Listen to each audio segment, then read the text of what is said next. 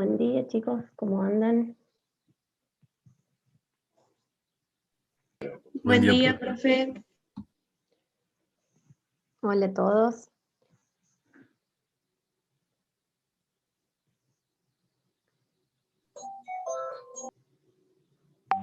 Bueno, terminamos con lo que es la unidad 1, ¿sí? Vimos, tuvimos, digamos, el primer parcial de la unidad 1, así que hoy nos toca comenzar con lo que es la unidad 2, ¿sí? Referida a todo lo que es estructura atómica. Antes que me olvide, voy a empezar a grabar. Bien, ahí estamos.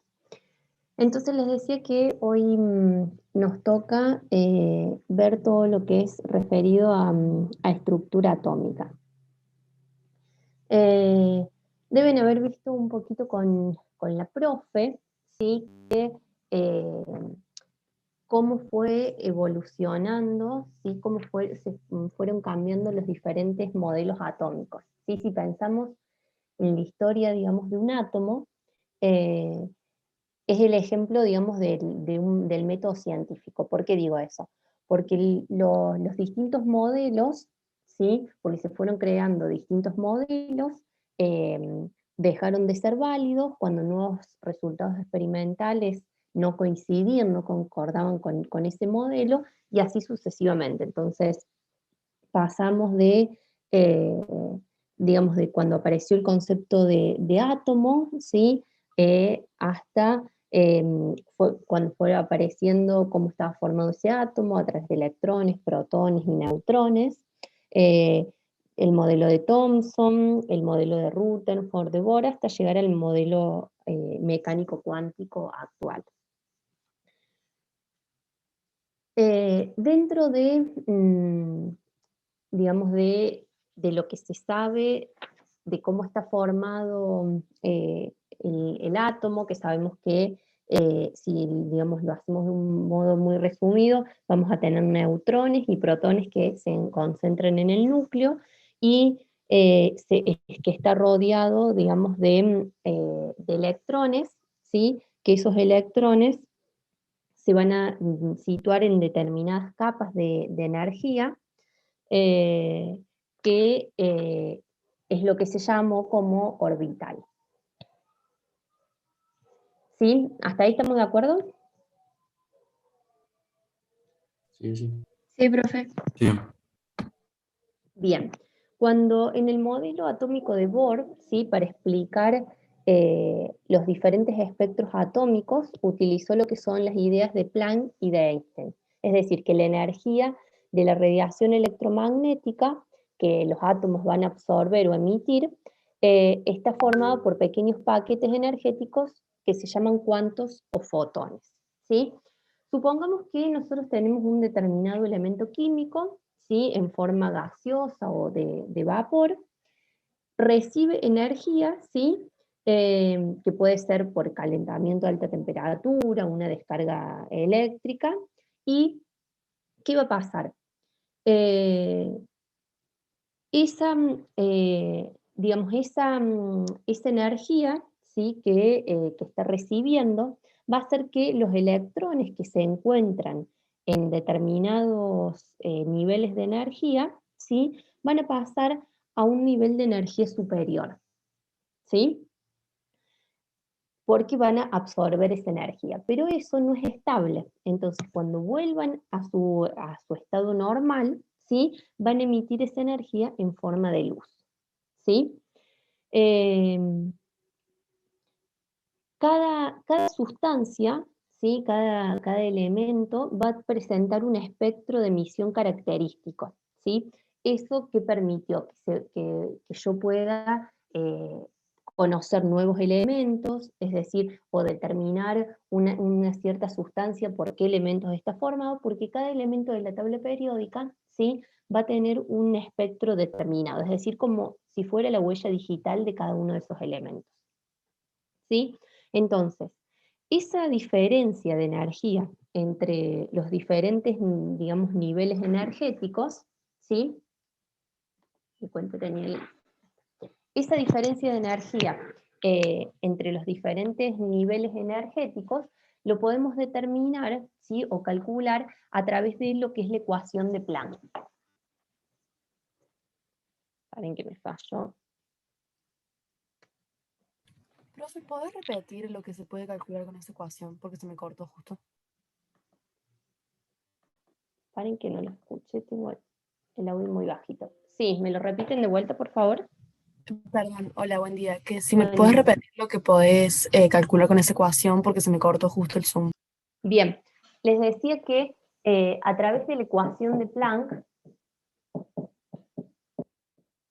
nosotros podemos determinar esa variación de energía, ¿sí? Que va a ocurrir cuando, si nosotros tenemos, como les decía recién, tenemos un determinado elemento químico, a través de alguna forma, digamos, ese elemento químico recibe calor, a través de alguna forma, como puede ser, recibe energía a través de forma de calor, de una descarga eléctrica y demás. Los electrones que van a estar, ¿sí? En determinados niveles de energía en ese átomo, lo que van a hacer, van a recibir esa energía, van a absorber esa energía, entonces van a saltar a un nivel superior, ¿sí? Supongamos que nosotros tenemos el núcleo formado por protones y neutrones, ¿sí? Y sabemos que alrededor del núcleo tenemos los electrones en determinados niveles de energía, ¿sí? Entonces, cuando ese elemento recibe una determinada energía, los electrones van a saltar, ¿sí? A un nivel superior de energía. Pero esto no es algo estable, ¿sí? Por lo tanto, ese electrón va a volver a su estado, digamos, basal, a su estado normal, ¿sí? A su nivel de energía, y cuando haga eso, va a liberar esa energía en forma de luz, va a emitir esa energía en forma de luz. Entonces, esa diferencia de energía, ¿sí? Que ocurre en estos casos, la podemos determinar a través de la ecuación de Planck, que es igual a la constante de Planck por la frecuencia, que es lo mismo decir que esa variación de energía va a ser igual a la constante de Planck, ¿sí? Por la velocidad de la luz sobre la longitud de onda, ¿sí? Cuando hablemos de espectros electromagnéticos, ¿sí?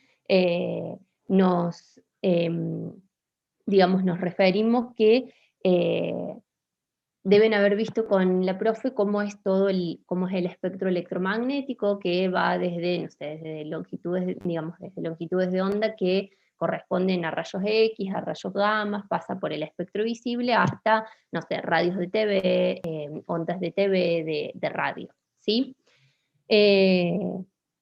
La luz, ¿sí? Podemos decir que tiene una naturaleza, ¿sí?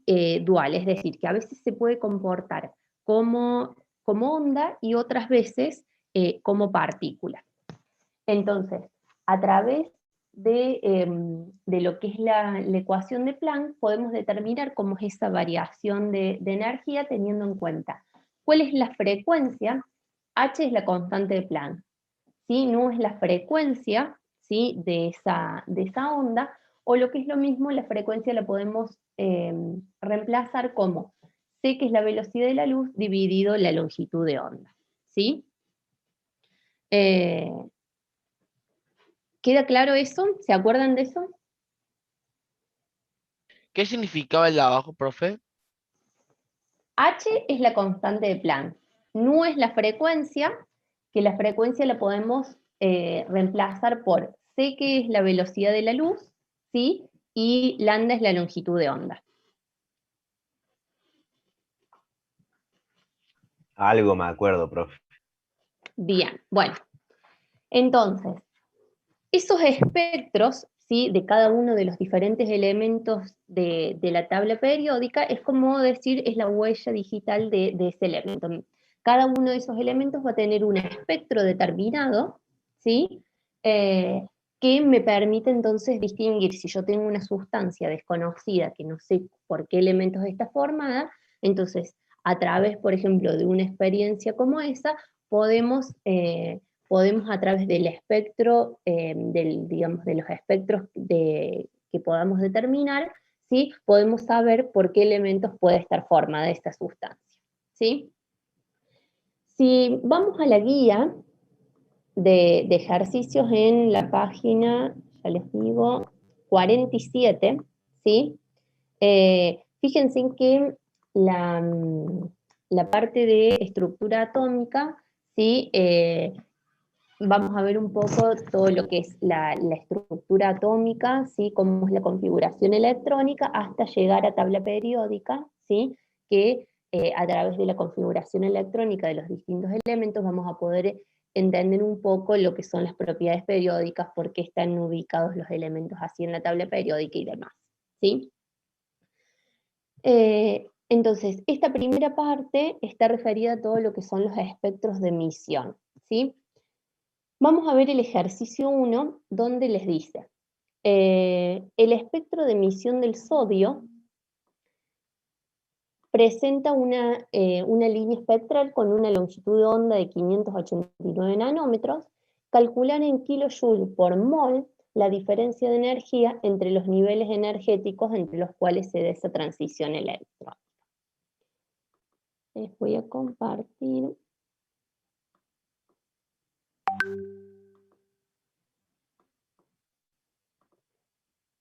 Bien.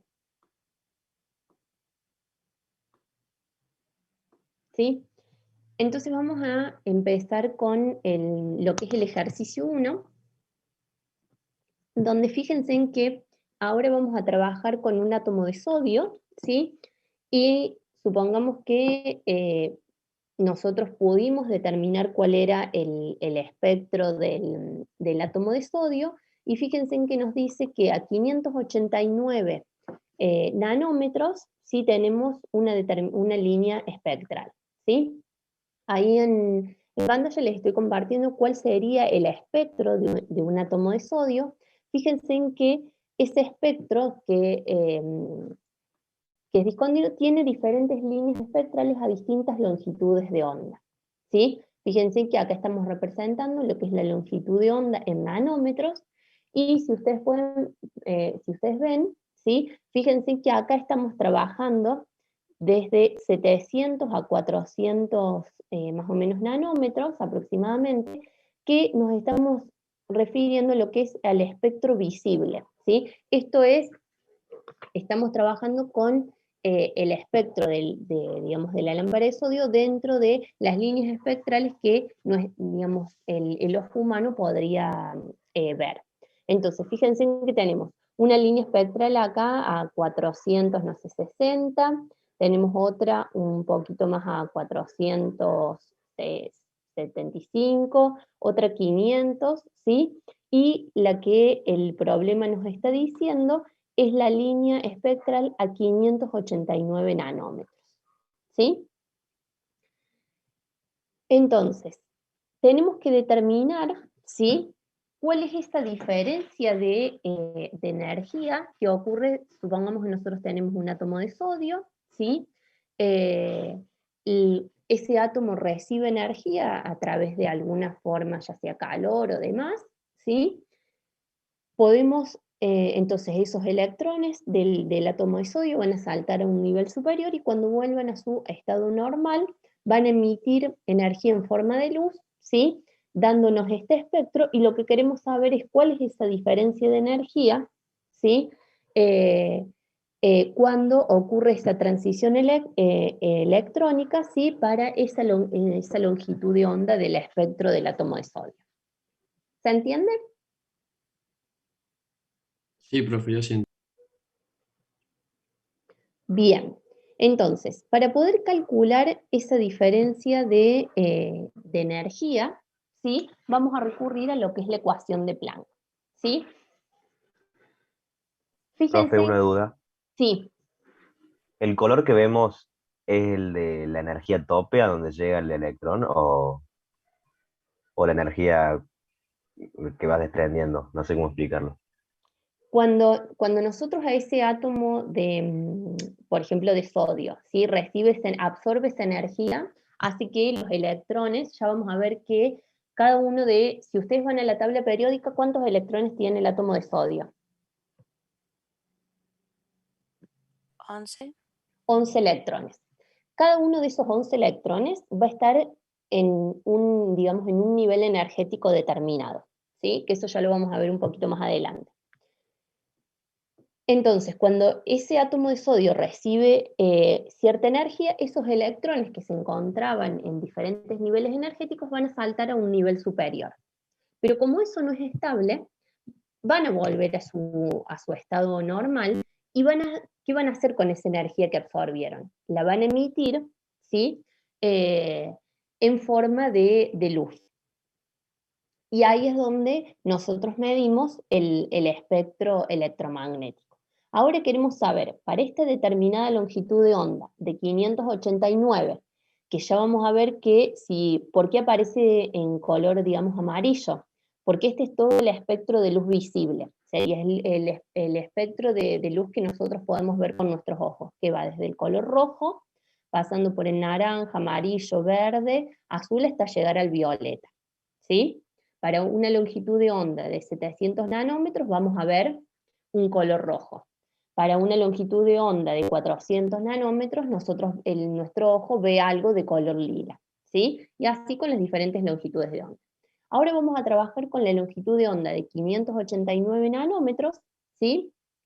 Del espectro del sodio, y queremos ver entonces cuál es esa diferencia de energía que ocurre en esa transición electrónica, ¿sí? Para eso recurrimos entonces a lo que es la ecuación de Planck, ¿sí?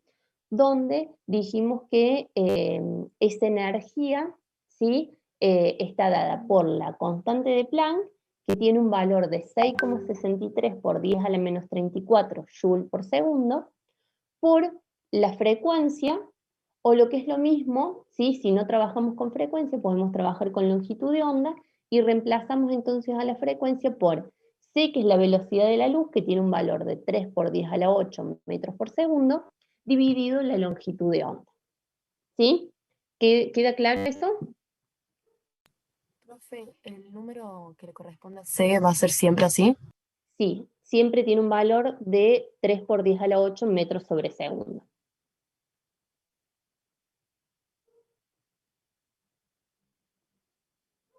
¿Sí? Bien, entonces, fíjense en que para trabajar, ¿sí? Con la ecuación de Planck, ¿sí? que les mostraba acá, vamos a hacer el análisis dimensional. Dijimos que la constante de Planck la medíamos en joule por segundo, ¿sí? La velocidad de la luz en metros sobre segundo, ¿sí? Y la longitud de onda, fíjense en que ahí el problema nos la da en nanómetros. Pero si ustedes ven en la ecuación de Planck, no podemos trabajar la longitud de onda en nanómetros porque no podríamos simplificar. En este caso, fíjense en que segundo se nos va con segundo, y ese metro entonces se tiene que ir con el metro correspondiente a la longitud de onda. Entonces la longitud de onda que la tenemos en nanómetros, la vamos a tener que pasar siempre a metro para trabajar, ¿sí? Para que después el análisis dimensional nos dé, simplifiquemos metros con metros, y la variación de energía entonces nos quede en unidades de joule. ¿Sí? ¿Estamos de acuerdo con eso? ¿Vos ahí los joules los pasaste para el otro lado antes o es un igual que está al lado de la E? Acá es un igual. El renglón de arriba. Es un igual. Ah, bien, bien. Estoy reemplazando en la ecuación de Planck las unidades de cada una de las variables.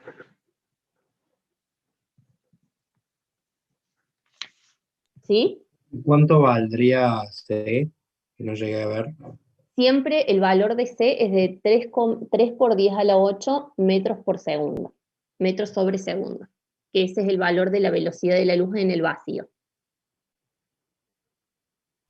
Gracias.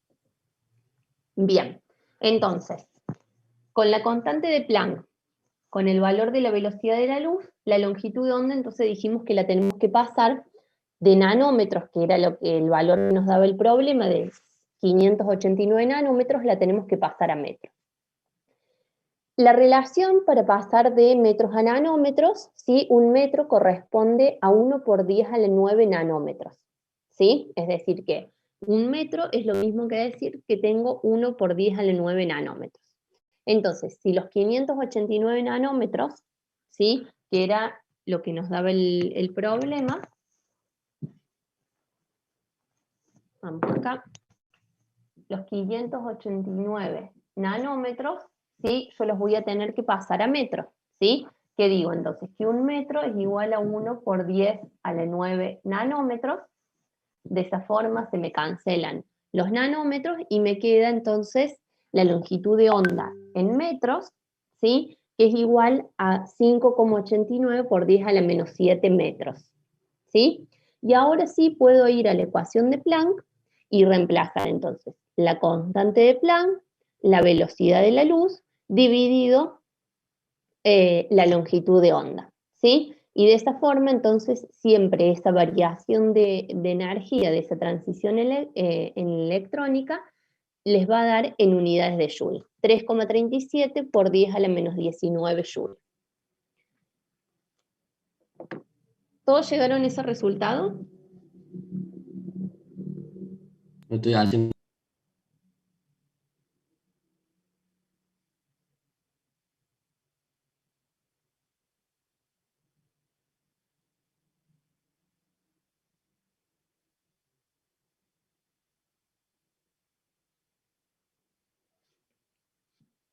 Díganme si pudieron llegar a ese resultado. ¿Cuánto es el resultado que dijo? Ahí está en la pantalla, 3,37 por 10 a la menos 19 Joule. Eh, ¿De dónde sacó la constante de Planck, profe? Justamente es una constante, 6,63 por 10 a la menos 34 Joule por segundo. Siempre va a tener ese valor. Ah, no, le rememorizamos entonces. No hace falta que se la memoricen. Profe, vos ahí, que tipo en la ecuación, por ejemplo, en la parte o sea, no pones ninguna unidad. Porque hicimos el análisis dimensional acá arriba. O lo hacen Ah, aparte o lo hacen todos juntos. Yo lo hice separado para que vean, digamos, en qué unidades tenemos que trabajar.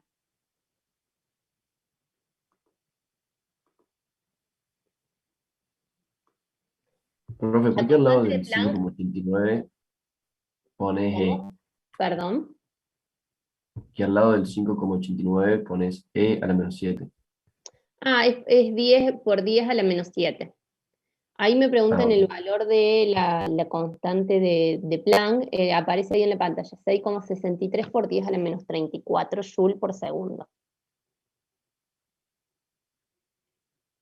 ¿Sí? Es lo mismo, ahí tienen el valor de la longitud de onda, es 5,89 por 10 a la menos 7 metros. profe, a mí la calculadora, después del Sí. 37, me parece un 6. No lo tengo que redondear a 38. Sí, depende con cuántos decimales trabajen.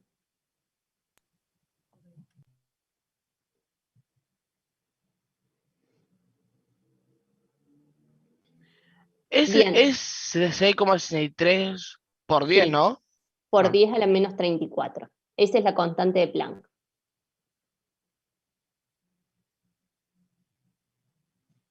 Bien, ¿todos pudieron llegar a ese resultado entonces?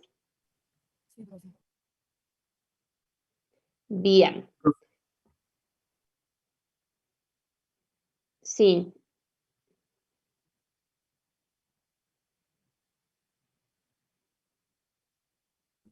Profe, a mí no sé por qué me dio, o sea, 3,37 por 10 a la menos 33. A mí también. 3,37 por 10 a la menos 33. Sí, Sí. Eh, A mí a la 29, profe. Ojo acá cómo, digamos, cómo ingresan los valores a la calculadora. Es 6,63 por 10 a la menos 34 por 3 por 10 a la 8 dividido 5,89 por 10 a la menos 7.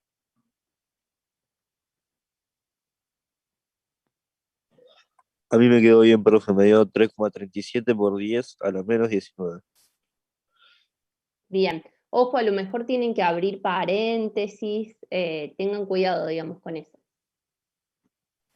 Lo intenté de vuelta porque yo lo había hecho todo separado y me da a la menos 18. Y si me da Al- bien. algo tenés que haber ingresado mal.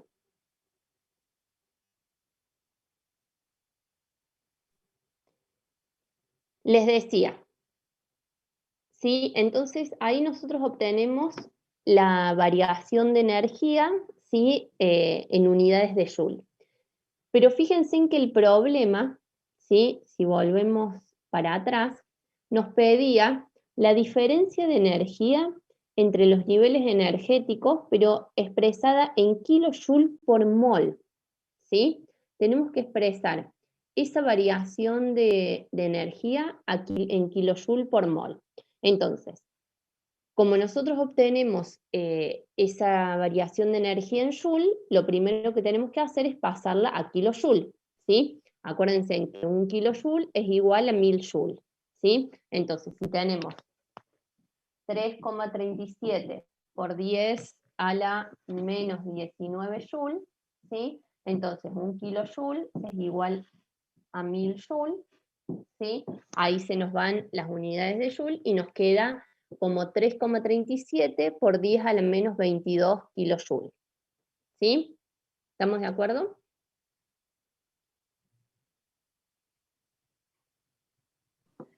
Sí, profe.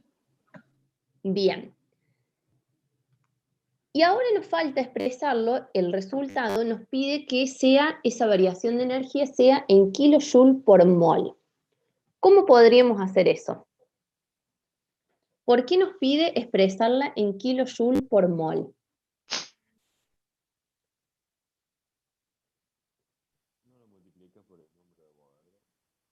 ¿Qué se les ocurre? Solamente se me ocurre lo del sodio, pero no sé. ¿Qué del sodio? O sea, que te dice que tenés un átomo de sodio, pero no sé qué Bien, exactamente. Esta energía, ¿sí? Que nosotros calculamos, ¿sí? De 3,37 por 10 a la menos 22 kilojoule, corresponde a un átomo de sodio, ¿sí? Si el problema nos pide que lo expresemos por mol de átomos, entonces vamos a tener que multiplicar ese valor de energía, ¿sí? Por el número de Avogadro. Es decir, acuérdense que un mol de átomos de cualquier elemento contiene 6,02 por 10 a la 23 átomos. Entonces, si multiplicamos a esa energía en kilojoule por el número de Avogadro, ¿sí? Que corresponde a un mol de átomos, entonces ahí vamos a obtener, ¿sí? La variación de energía de esa transición electrónica expresada en kilojoule por mol. ¿Sí? ¿Queda claro? Sí, pero ¿puedes dejar un rato esa diapositiva? Sí, sí.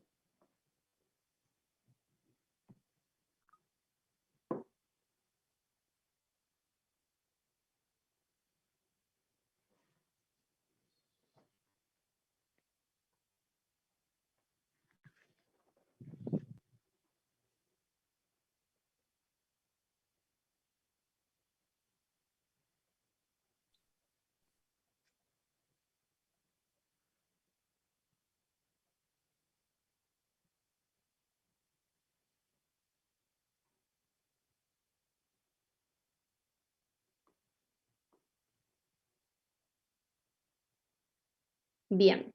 ¿Podemos pasar? Sí, sí. Bien. Igual recuerden que esto después se lo subo también al aula abierta. Fíjense que ahí en pantalla aparece lo que es todo el espectro electromagnético, ¿sí? Donde acá arriba nos indica cuál es la longitud de onda en metros y acá abajo cuál es la frecuencia en Hz. ¿Sí? Acuérdense que la unidad de Hz es 1 sobre segundo. Entonces fíjense en que vamos de grandes longitudes de onda, que son las longitudes de ondas de radio, ¿sí? de TV, pasamos por el espectro, por longitud de onda infrarrojo, el espectro visible, ultravioleta, hasta llegar a los rayos X, rayos gamma y demás.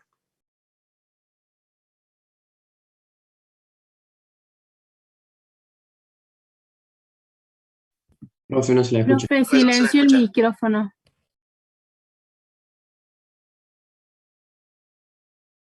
Sí, perdón. Les decía, para lo que son los rayos X, los rayos gamma, fíjense en que tenemos pequeñas longitudes de onda, pero altas frecuencias. Si nos vamos para el otro lado del espectro electromagnético, para grandes longitudes de ondas, ¿sí? Tenemos frecuencias más chicas. Entonces, si ustedes ven en lo que es la ecuación de Planck, la frecuencia es inversamente proporcional a la longitud de onda. Es decir, cuando yo tenga altas longitudes de onda, quiere decir que voy a tener frecuencias chicas, ¿sí? Y al revés, cuando tenga pequeñas longitudes, largas longitudes de onda, longitudes de ondas pequeñas, como es en este caso, voy a tener altas frecuencias, ¿sí? Y si lo trasladamos a lo que es la ecuación de Planck, ¿sí? Cuanto mayor sea el salto de energía, menor va a ser la longitud de onda, ¿sí? Si vemos en la ecuación de Planck, esta variación de energía era igual a la constante de Planck por la velocidad de la luz sobre la longitud de onda, o lo que era lo mismo, la constante de Planck por la frecuencia. Entonces, fíjense en que la longitud de onda es inversamente proporcional a la variación de energía, en cambio la frecuencia es directamente proporcional. Entonces, si yo tengo una gran longitud de onda, voy a tener una pequeña energía, y si tengo una pequeña longitud de onda, voy a tener una mayor, digamos, mayor va a ser ese salto energético, ¿sí? Y acá abajo tenemos de vuelta lo que es el espectro visible, que va más o menos de 700 nanómetros, que corresponde al color rojo, hasta 400 nanómetros, que es el color violeta, que ese es el espectro que nosotros podemos ver, digamos que el ojo humano puede ver, ¿sí? Entonces, dependiendo de cuál sea la longitud de onda, son los diferentes, por eso nosotros vemos los diferentes colores del espectro visible, ¿sí? ¿Se entiende eso?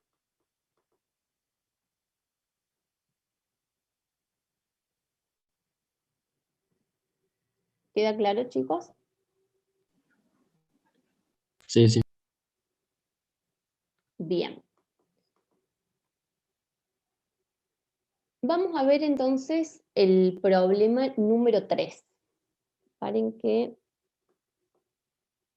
les voy a compartir la guía.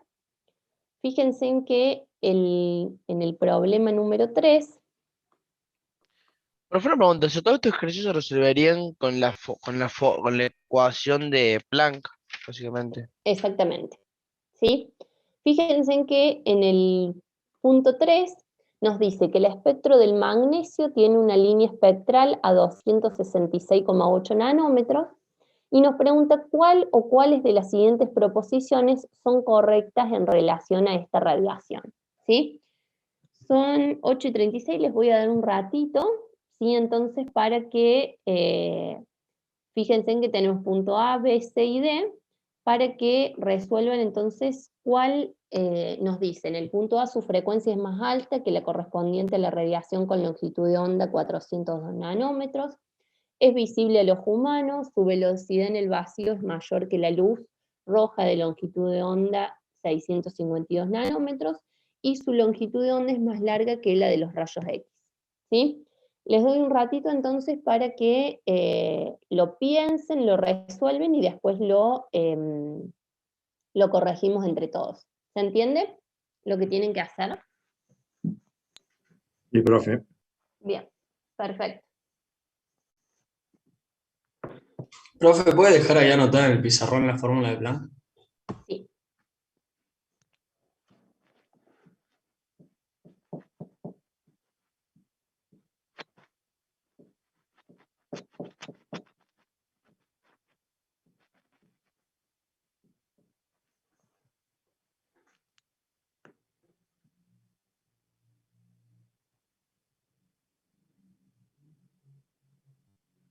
Profe, la velocidad de la luz siempre es 3 por 10 a la 8. Sí. 3 por 10 a la 8 metros sobre segundo y la constante Planck 6,63 por 10 a la menos 34 joule por segundo.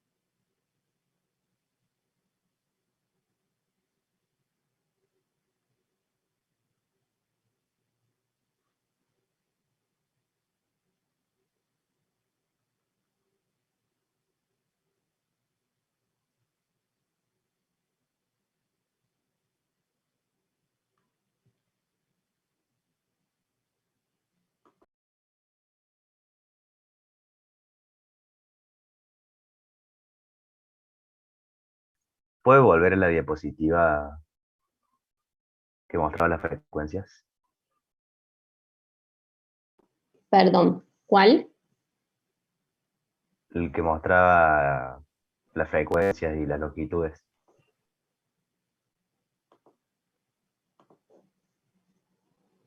¿Esta? ¿Del Ese, espectro? sí. Bien.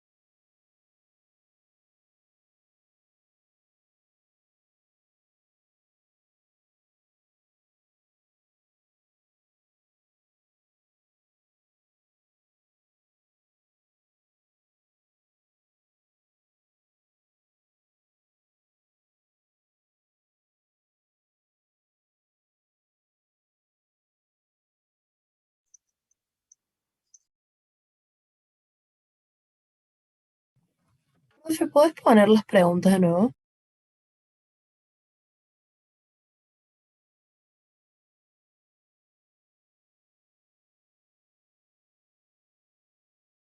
Recuerden que tienen en el aula virtual tienen el cuadernillo para que lo bajen.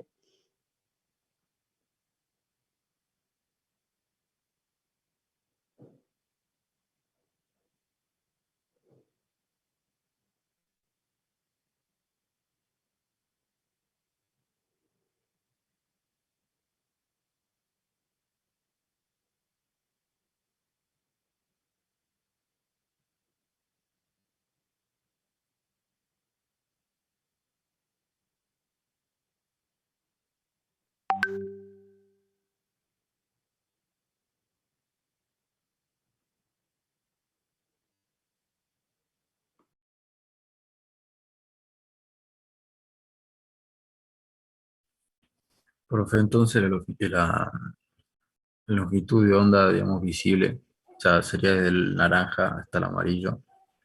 Desde el rojo hasta el violeta. Ah, Más o menos, tengan en cuenta que son de los 700 nanómetros hasta los 400 nanómetros. bien, gracias.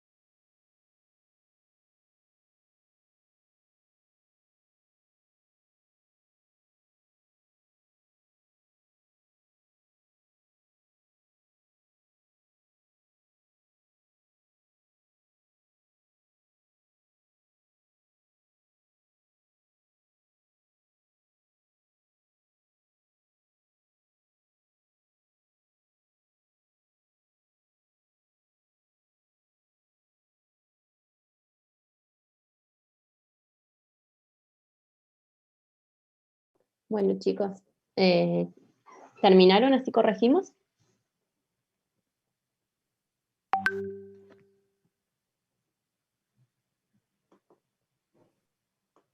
No estoy terminando de hacer el de...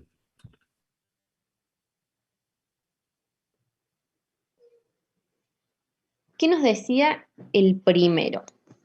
Dice, su frecuencia es más alta que la correspondiente a la longitud de onda 402 nanómetros. Es decir, tenemos que comparar la longitud de onda del espectro del magnesio a 266,8 nanómetros con otra longitud de onda, ¿sí?, que nos dice a los 402 nanómetros. Y nos pregunta si la frecuencia, ¿sí?, la frecuencia asociada a la longitud de onda del magnesio de 2,66 por 2,66,8 nanómetros va a ser mayor o menor a la frecuencia asociada con la longitud de onda 402 nanómetros.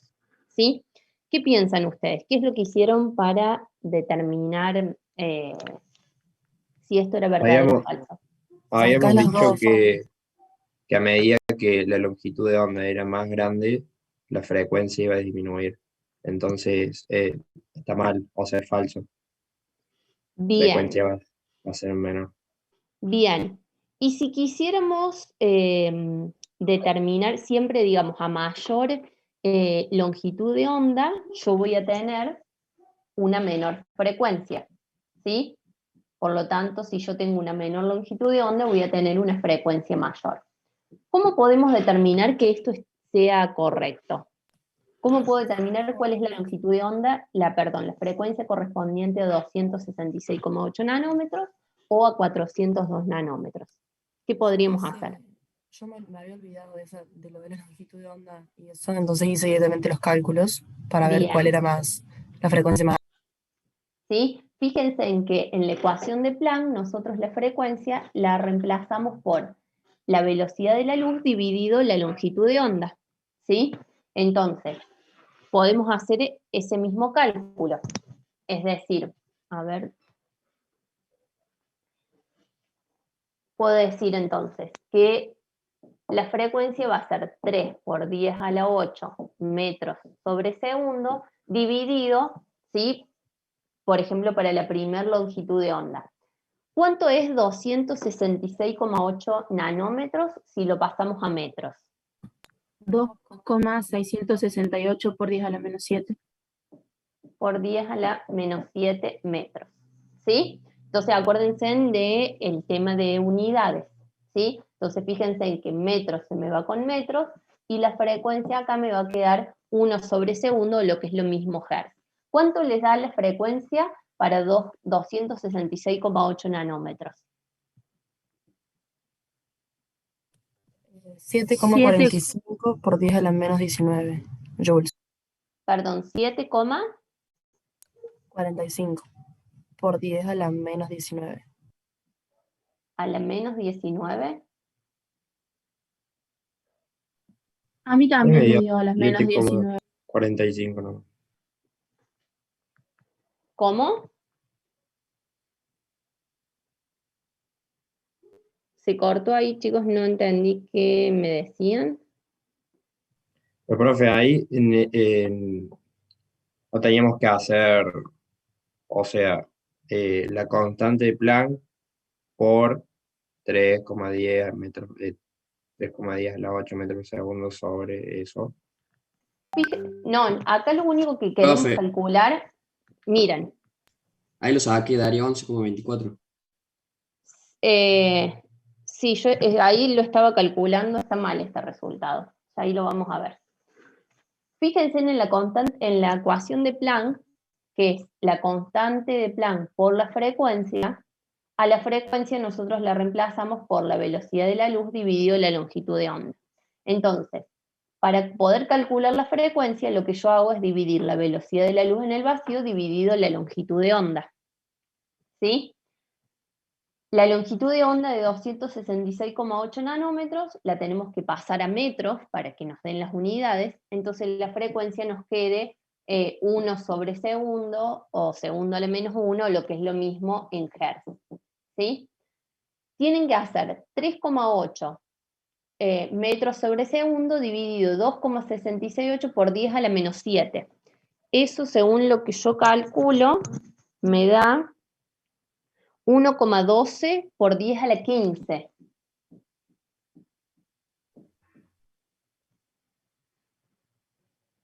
¿Sí? ¿Estamos de acuerdo con eso? Sí, ahí me... Sí, profe. A mí también me da eso, pero después cuando lo multiplico por el otro valor, me da lo que te Claro. dije. 7, A mí también, cuando lo multiplico por la constante de Planck. Ah, bien, pero acá nosotros hicimos toda esa otra operación. claro, pero acá lo que teníamos que determinar era si la frecuencia era mayor o menor, no nos pedía la energía. ¿Sí? Por eso ahí les pregunta, ¿su frecuencia es más alta que la correspondiente a la radiación con longitud de onda 402 nanómetros? Entonces, podemos hacer, digamos, este análisis, ¿sí? Sabiendo que siempre para una longitud de onda mayor yo voy a tener una frecuencia menor, ¿sí? Pero para determinar que esto esté bien, hicimos los cálculos. Entonces, la frecuencia relacionada a la longitud de onda 266,8 es 1,12 por 10 a la 15. ¿Cuál es la frecuencia para 402 nanómetros? ¿Alguien la calculó? 7,39 por 10 a la 14. Por 10 a la 14 Hz. Entonces, fíjense, ¿sí? Que para 402 nanómetros yo tengo una frecuencia menor, ¿sí? Si comparamos entonces la longitud de onda con sus correspondientes frecuencias, siempre a mayor longitud de onda yo voy a tener una menor frecuencia, o lo mismo al revés, ¿sí? Profe, ¿cómo calculo eso de los hertz? No, los Hz es la unidad en que se indica la frecuencia, que es lo mismo que decir 1 sobre segundo. Fíjate que como metro se me va con metro, me queda 1 sobre segundo. Y 1 sobre segundo es lo mismo que Hz.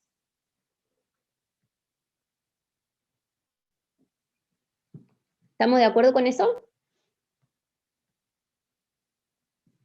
Sí, profe, sí, sí. Bien. Nos preguntaba si es visible al ojo humano. ¿Qué determinaron? Esa longitud de onda No, de no se ve. 266,8 nanómetros está dentro del espectro visible. No. No, no está dentro del espectro visible, por lo tanto, entonces no va a ser visible al ojo ¿Cómo humano. sabe eso? Porque fíjate que el espectro visible va dijimos, desde los 400 a los 700 más o menos nanómetros, ¿sí? Si yo tengo una longitud de onda de 266,8 nanómetros, no está dentro del rango visible, ¿sí? ¿A qué más o menos va a corresponder esta longitud de onda? ¿Sí? Si vamos al espectro que les mostré, ¿sí?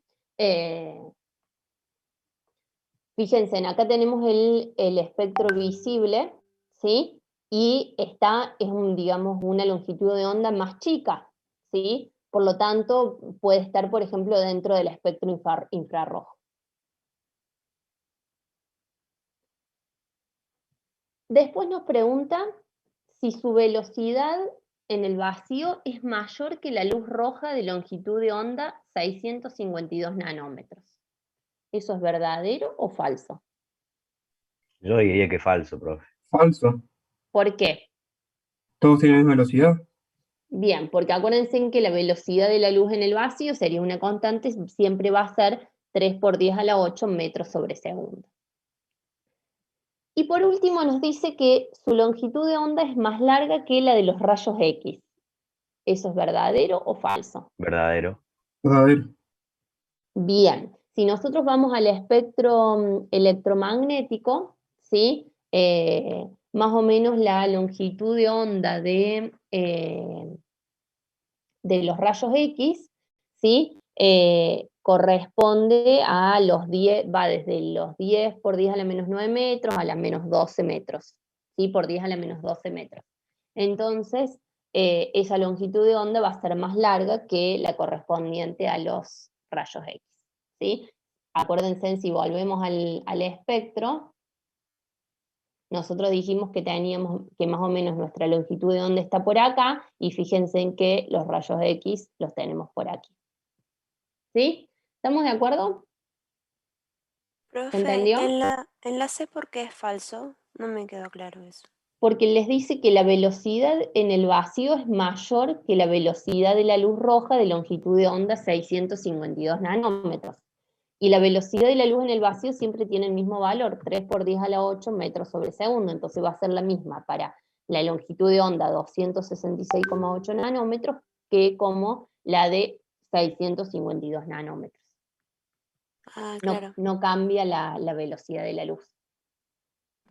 Profe, la última dijiste que era verdadera. Sí. Ah, bueno, gracias. La primera también, ¿no? Y tanto la primera como la D son verdaderas y la B y la C son falsas. Profe, ¿y cómo nos vamos a dar cuenta nosotros, por ejemplo, la D sin tener la tablita que nosotros recién? No, no, es que eso, digamos, no se lo tienen que saber de memoria, eso es un dato que se los podemos dar o pueden tener, Ah, digamos, bien, no se lo pueden.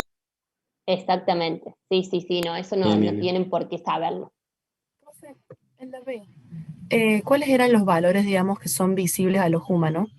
Ahí les dice, desde 380 nanómetros a 740 nanómetros. No sabía. Y que fíjense en que ahí al lado tienen el espectro de luz visible y les dice cuál es el rango para el color rojo, para el color naranja, para el amarillo, el verde y así. ¿Sí? Lo Profe, mismo. Sí. perdón, no me quedó muy claro la de... Les dice que la longitud de onda es mayor que la de los rayos X. Si ustedes van y se fijan cuál es la longitud de onda de los rayos X, es la que les aparece acá en la pantalla. 10 por 10 a la menos 9 metros va desde en ese rango, de 10 por 10 a la menos 12 metros. Por lo tanto, si yo tengo una longitud de onda de 2,66, 266,8 nanómetros, que pasada a metros es 2,66 por 10 a la menos 7, entonces su longitud de onda es mayor que la de los rayos X. Ah, bien, gracias. Bien, ¿alguna duda de este problema? Si podemos justificar las cosas sin hacer cálculos. Sí. Ujú. Sí, por ejemplo, en el punto A no hace falta, digamos, que calculen la frecuencia, ya saben que a una mayor longitud de onda yo voy a tener una menor frecuencia. Lo pueden, digamos, simplemente o poniendo la ecuación de Planck ya lo pueden justificar, sin hacer el cálculo matemático. Bueno, vamos a ver, que ahora estamos las 9. Les doy unos minutitos entonces para resolver el punto 4. Les dice, la acción protectora del ozono en la atmósfera se debe a la absorción de radiación ultravioleta por el ozono en el intervalo de 230 a 290 nanómetros de longitud de onda. ¿Cuál es la energía asociada con la radiación expresada en kilojoule por mol en este intervalo de longitud de onda? ¿Sí? Entonces tenemos que saber cuál es la energía, ¿sí?, en ese intervalo de longitud de onda que va desde los 330 nanómetros a los 290 nanómetros de longitud de onda. ¿Sí? ¿Queda claro lo que tienen que hacer? O sea, calculamos Hacemos dos. con longitud. Perdón, Tipo, ¿cómo? con intervalo, perdón. O sea, ¿cómo se hace con el intervalo? No entiendo cómo hace eso. ¿Qué se les ocurre al resto? ¿Cómo lo harían? Sacas el del Calculás el menor. punto menor y calculás el punto mayor y haces un intervalo de esos dos. Bien, van a tener que sacar una energía asociada a una longitud de onda de 230 nanómetros y una energía asociada a una longitud de onda de 290 nanómetros. ¿Sí? Van a tener que Profe, calcular dos energías diferentes y las tienen que expresar en kilojoule por mol. profe, en los nanómetros de esa longitud o sea, las longitudes de onda de ahí, ¿son solo de un átomo o son del mol? No, no, no. Es para un átomo Ah, ok. de ozono. Por eso tienen que expresarla después en kilojoule por mol.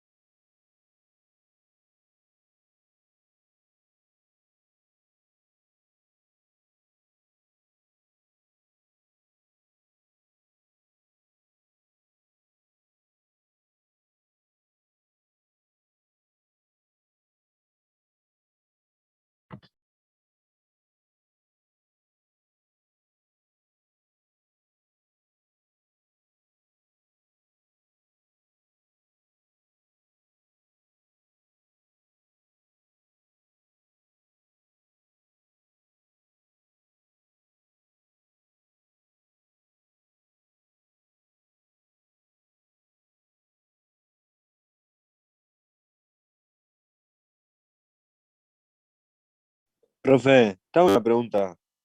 ¿Me escucha? Sí, sí, sí. ¿El práctico de esto, parcial de proceso, cuándo es? Todavía no hay fecha. Ah, porque habían pasado fecha que era la semana que viene. No, no, no. Tenemos que terminar toda la unidad 1. Claro, eso estábamos pensando porque nosotros le Día habíamos dicho a 2 la profe sería. teórico. Perdón, tenemos que terminar toda la unidad 2, sí, que tenemos que llegar a esta tabla, digamos, incluye tabla periódica, así que faltan todavía unas clases. ¿Qué pasó con el supuesto parcial y todo eso que tiene, profe? Entonces, No, no, no, no tienen parcial la semana que viene. La profe del teórico nos dijo eso, por eso. Que claro. que la semana que viene tenían parcial de proceso. O sea, no dijo que era sí o sí, pero dijo como que una fecha muy estimativa iba a ser el 21, y nosotros le dijimos que todavía no habíamos tenido ninguna clase práctica que no nos pareciera que sea la semana que viene. No, sí, no, no va a haber forma de que sea la semana que viene. Después ayer justo hablamos con la profe y no pusimos fecha, pero no vamos a llegar a que sea la semana que viene. Ah, buenísimo, buenísimo, mejor. Muchas Aparte, gracias. bueno, le vamos a avisar, ustedes no se preocupen que nosotros les vamos a avisar con tiempo, así que no es que de un día para el otro van a tener el parcial. Aparte con la profe tampoco no terminaron de ver tabla periódica, así que no hay forma de que sea la semana que viene.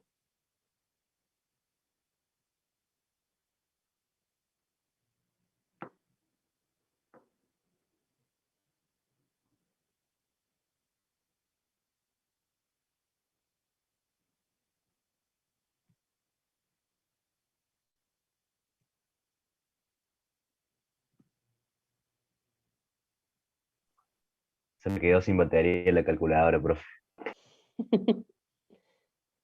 Bueno, pueden usar el celular.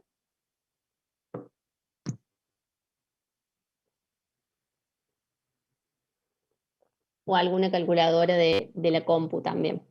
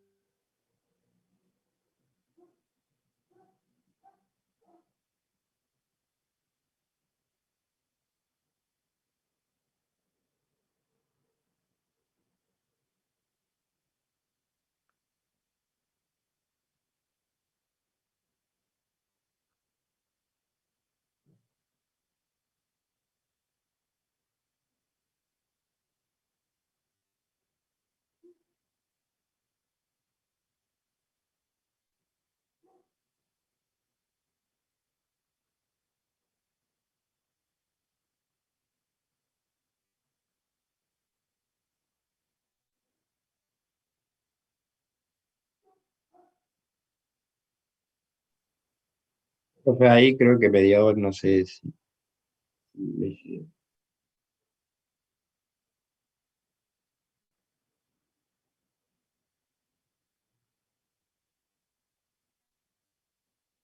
Avísenme cuando ya podemos corregir. No, profe, ¿puede esperar un segundito? Sí, sí. Gracias.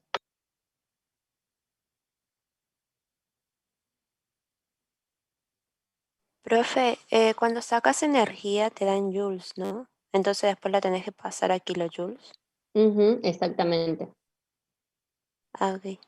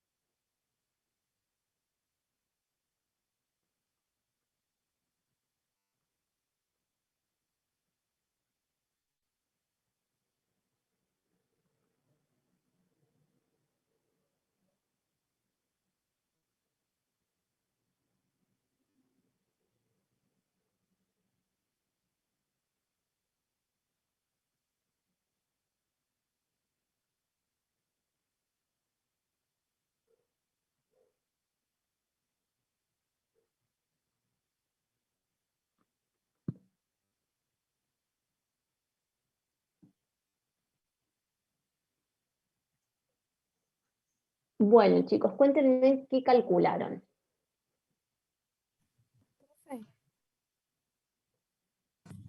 Primero sacamos el cálculo de Planck. ¿Qué sería el cálculo de Planck? Bueno, o sea, el Joules, digamos, sacamos el Joules. ¿Qué Claro, la sería eso? energía. La energía. ¿Sí? Antes de poder calcular la energía correspondiente a cada una de las dos longitudes de onda, tuvieron que pasarlos a metros. ¿Sí? Y una vez que lo pasaron a metros la longitud de onda, reemplazaron la constante de Planck, la velocidad de la luz, cuánto les dio cada una de las distintas energías. La primera, 8,65 por 10 a la menos 19 joules. Bien. Y la segunda, 6,86 por 10 a la menos 19 joules. ¿Todos llegaron al mismo resultado? Sí. ¿Sí? Fíjense en que para 230 nanómetros, que era la longitud de onda más chica, ¿sí? Yo tengo una mayor energía, y para 290 nanómetros, que es la mayor longitud de onda, tengo una menor energía, ¿sí? Eso es una cuestión matemática. Y después el problema les decía que la expresen en kilojoule por mol. ¿Qué hicieron ahí? Por 10 a la menos 3. Yo pasé el final todo. Acuérdense, tenemos que pasar entonces esa energía a kilojoule y multiplicarlo por el número de Avogadro para que nos quede expresada en mol. ¿Cuánto les dio cada una de esas energías? La primera a mí me quedó en 8,65 por 10 a la menos 22 kilojoules. ¿En kilojoule por mol? Ah, ¿por mol? Sí, por mol. 520,73 kilojoules por mol. ¿Y la otra energía? 412,972 kilojoules por mol. ¿Todos llegaron a esos resultados? Sí. Sí, profe. ¿Sí? ¿Queda claro? ¿Sí? Entonces, para 230 nanómetros yo tengo una energía asociada de 519 kilojoules por mol, ¿sí? Aproximadamente, dependiendo de los decimales que hayan usado.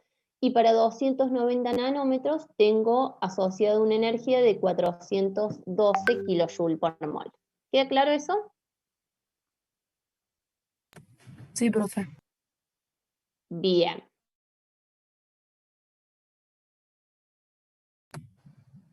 Profe, una pregunta.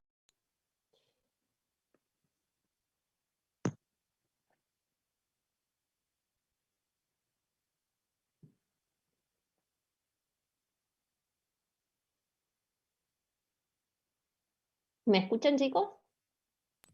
Ahora sí, pero antes no se te escucha. Bien, sí. ¿Cuál era la pregunta? Ah, que tipo, una vez que tenés las dos energías, ¿tenés que hacer algo? No. Esta es, digamos, lo que tenían que hacer era expresar esa energía para ese intervalo de longitud de onda, nada más. ¿Alguna duda hasta acá? No, profe, bastante claro. No, Bueno. profe. Para poder empezar con algo de configuración electrónica, ¿sí? Yo después les voy a subir al aula virtual, la clase hoy, digamos, el PDF, donde aparece también el ejercicio 5, ¿sí? Donde nos pide, dice, suponiendo que Superman tuviera una masa de 91 kilogramos, ¿cuál es la longitud de onda asociada con él si se mueve a una velocidad igual a la quinta parte de la velocidad de la luz? ¿Sí? Entonces, para llegar tienen que haber visto con el profe, para llegar a, digamos, cuál es el cálculo matemático, que ahora no nos vamos a detener a eso, donde relaciona estas dos ecuaciones, ¿sí? Para poder calcular cuál es la longitud de onda correspondiente a una determinada masa, ¿sí? Entonces, reemplazamos la constante de Planck, la masa de Superman, y la velocidad, que nos dice que es 1/5 de la velocidad de la luz, por eso aparece 3 por 10 a la 8, metros sobre segundo dividido 5, porque es un quinto de la velocidad de la luz a la que se mueve ese objeto, y fíjense en que nos da una longitud de onda de 1,21 por 10 a la menos 34 nanómetros. ¿Sí? ¿Qué nos quiere decir esto? Que la ecuación de Broglie, ¿sí? Solamente la podemos utilizar para objetos pequeños que se mueven a grandes velocidades. Porque fíjense en que cuando lo usamos para objetos que tienen una gran masa, ¿sí? Nos da longitud de ondas muy, muy pequeñas, ¿sí? Entonces este problema sirve para poder determinar eso, que la ecuación de Broglie solamente nos sirve para poder, digamos, determinar longitudes de onda, ¿sí? Pero para objetos que son muy pequeños, de muy poca masa, que se mueven a gran velocidad. ¿Sí? ¿Queda claro eso? Sí. Ecuación de, ¿cómo se llama? De Broglie. ¿Cuál sería? Este que aparece acá en la pantalla. ¿Sí? Que relaciona un poco la ecuación de Planck, ¿sí? Con la ecuación de Einstein, ¿sí? Y de ahí entonces podemos determinar longitudes de onda para objetos con una determinada masa.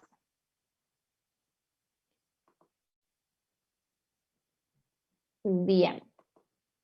Esto yo después se los voy a...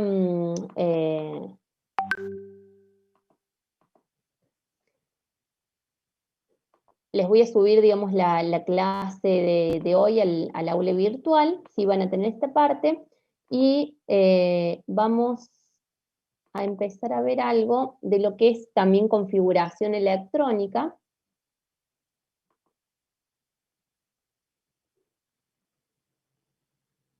Ahí les voy a compartir de vuelta la pantalla. Acá.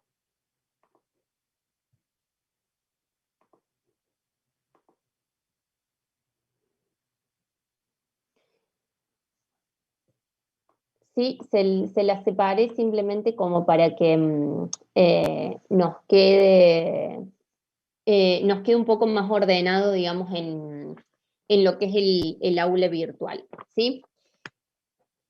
Bien, ustedes tienen que haber visto un poco con la profe, ¿sí? Que, como decíamos recién, ¿sí? Los electrones, ¿sí? Decíamos que se ubicaban en orbitales, ¿sí? Cada uno de esos orbitales va a tener una determinada energía, por lo tanto, ya vamos a ver que los vamos a representar con una determinada forma y tamaño, ¿sí? Que el nombre de esos orbitales estaba relacionado con su forma. Por lo tanto, ese ordenamiento, si nosotros vamos a la tabla periódica, por ejemplo, y buscamos a lo que es al átomo de oxígeno, ¿cuántos electrones tiene ese átomo de oxígeno? 7.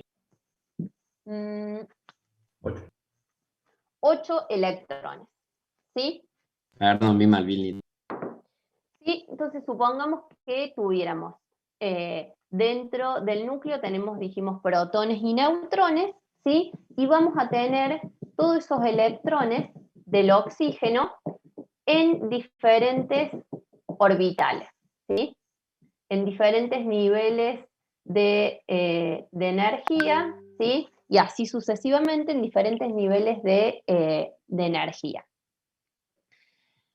Digamos, el ordenamiento electrónico que va a describir a cada uno, si ustedes ven, el átomo de oxígeno tiene 8 electrones, antes dijimos que el sodio tenía 11, y así cada uno. Entonces, ese ordenamiento electrónico que se describe para cada átomo, sí se conoce como configuración electrónica.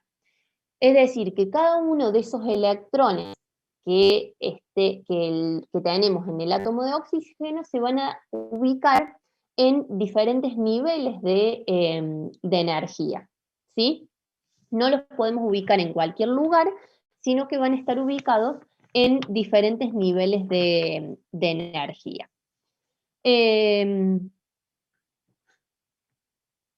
para poder, digamos, para poder determinar dónde se ubicaban cada uno de esos electrones, la mecánica cuántica establece lo que son diferentes números cuánticos para poder describir esa distribución de electrones, ¿sí?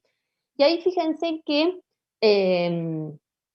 si nosotros vemos la configuración electrónica del oxígeno, me dice 1s2, 2s2 y 2p4, ¿sí? Y fíjense en que podemos escribir esa configuración electrónica, ¿sí? Del oxígeno que dijimos que tenía 8 electrones. En la tabla periódica nos aparece como 1s2, 2s2 y 2p4.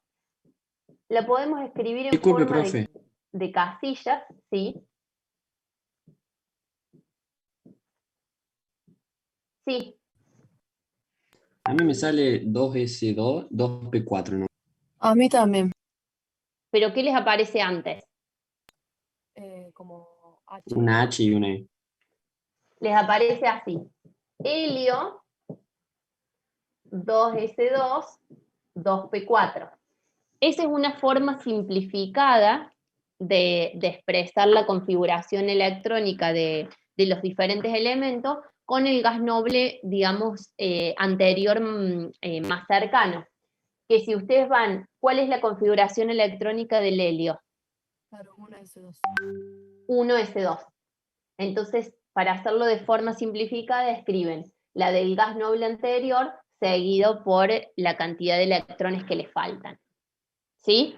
Bien, bien, gracias.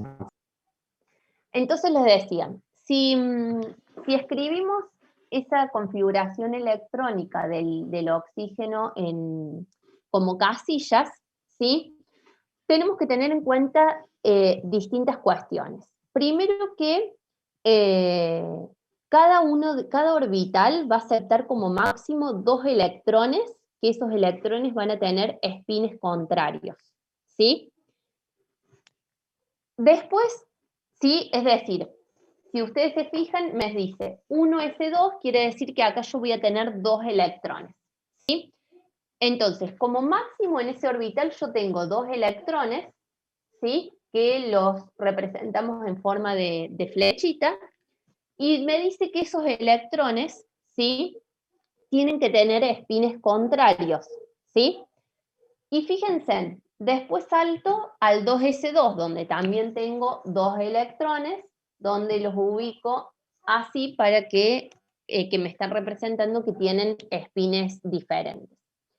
Y fíjense en que otro principio es que primero se empiezan a llenar, ¿sí? Los niveles con menor energía, ¿sí? ¿Y qué Profe, una otra cosa? pregunta. Sí.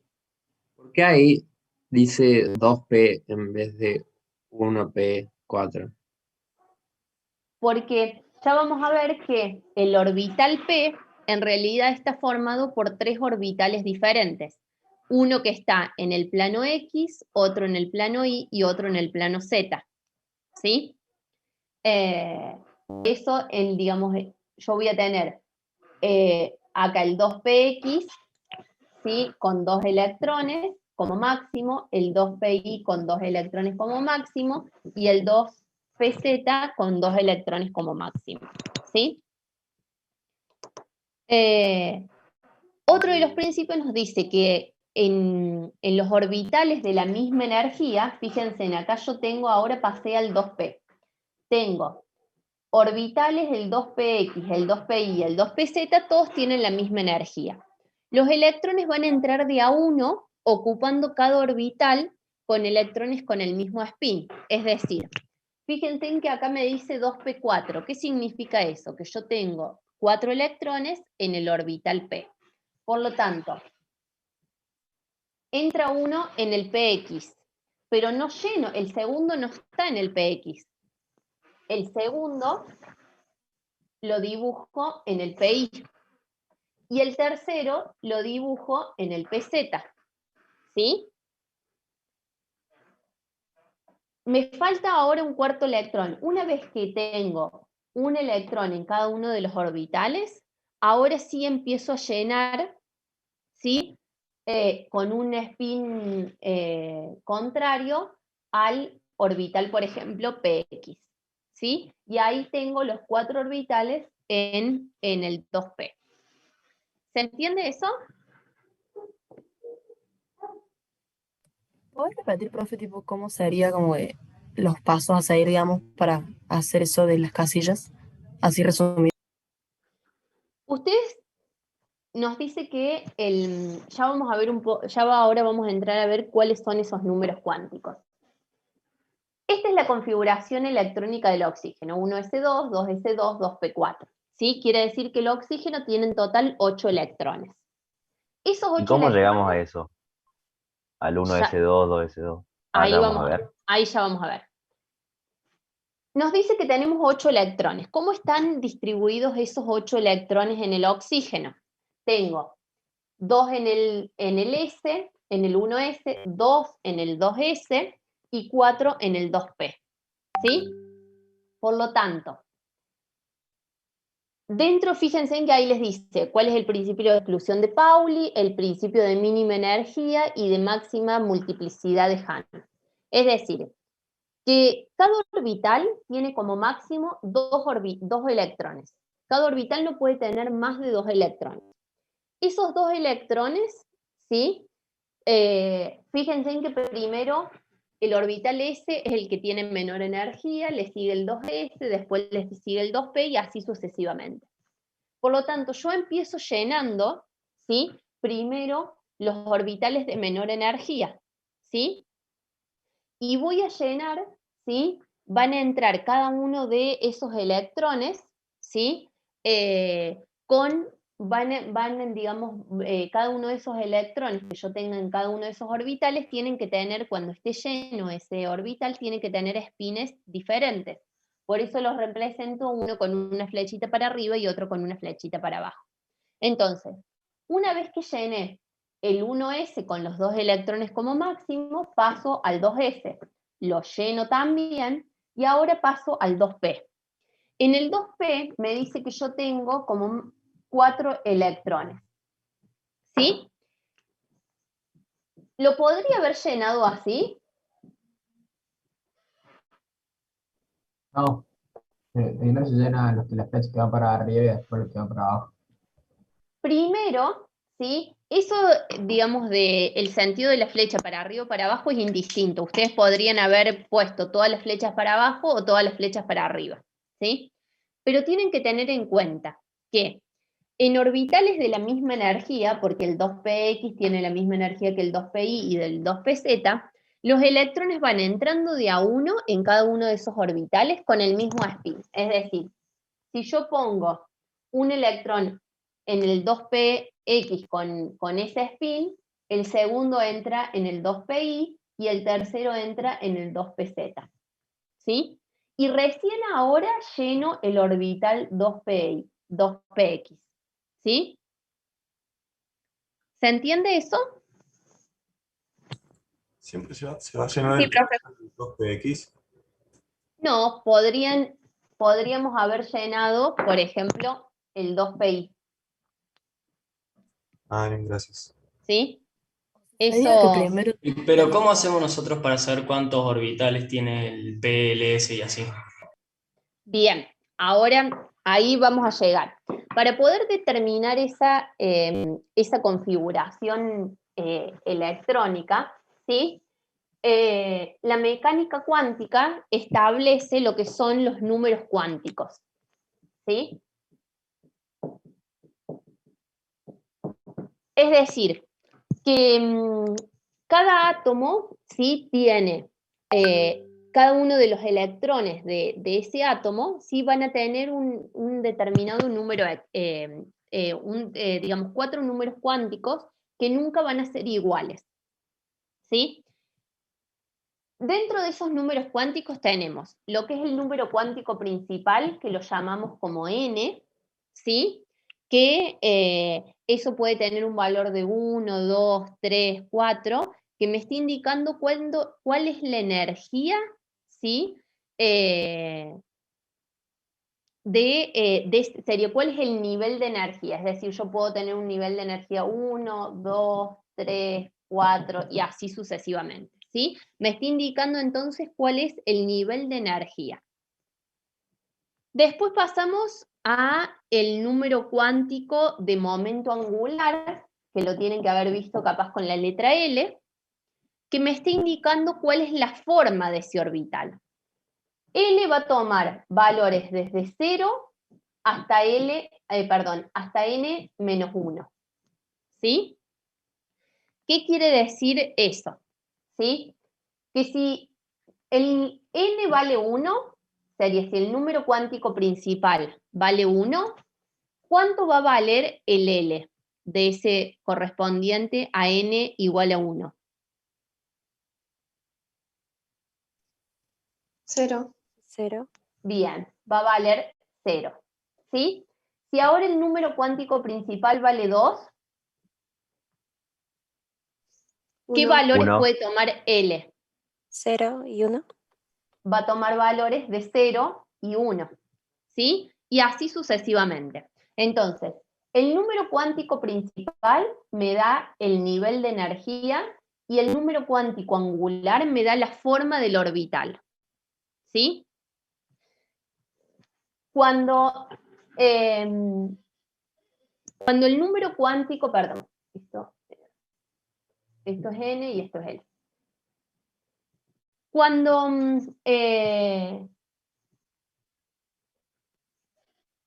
el L vale 0, me está indicando que ¿sí? el subnivel, la forma, digamos, de la forma del orbital corresponde al orbital S. ¿Sí?